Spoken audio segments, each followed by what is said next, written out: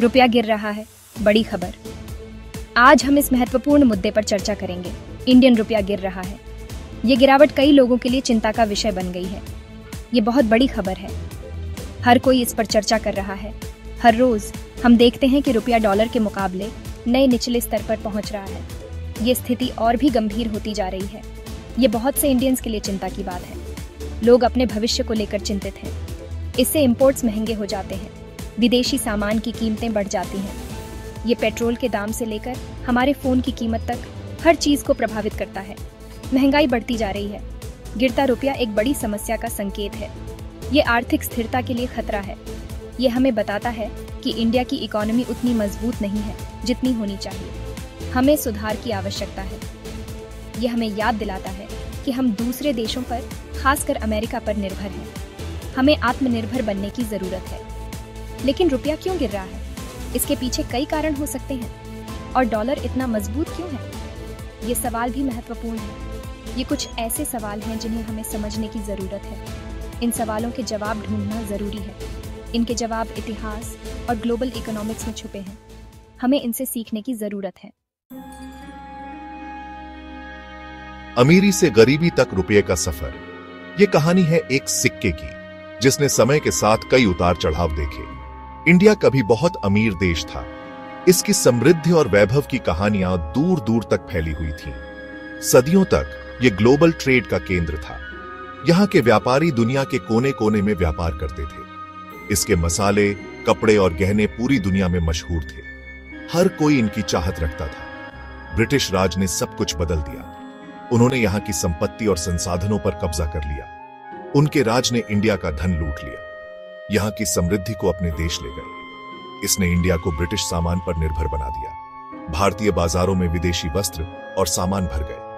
इससे इंडिया की इकोनॉमी कमजोर हो गई। भारतीय व्यापारियों की हालत खराब हो गई। आजादी के बाद इंडिया ने कई चुनौतियों का सामना किया। उसे अपने पैरों पर खड़ा होने के लिए कड़ी मेहनत करनी पड़ी।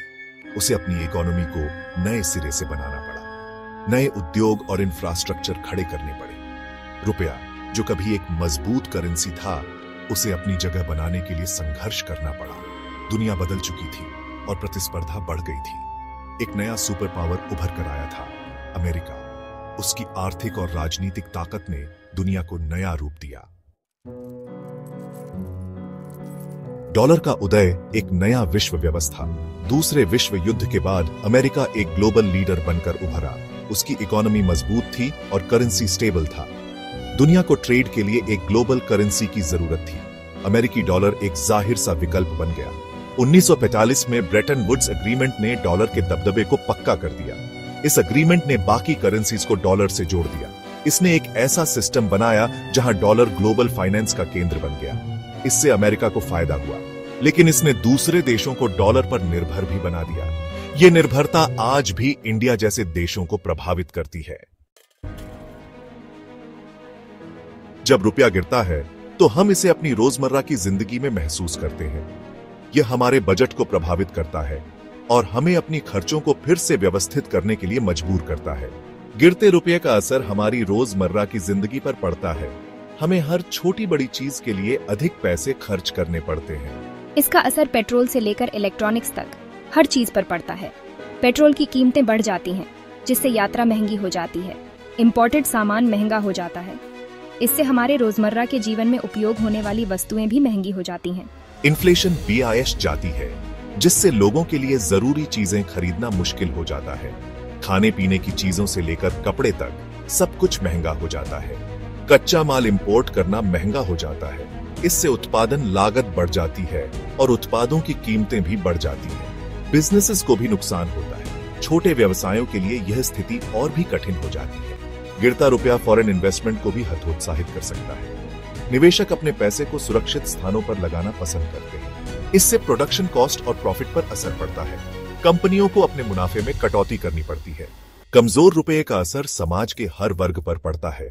गरीब से लेकर मध्यम वर्ग तक सभी को इसका खामियाजा भुगतना पड़ता है।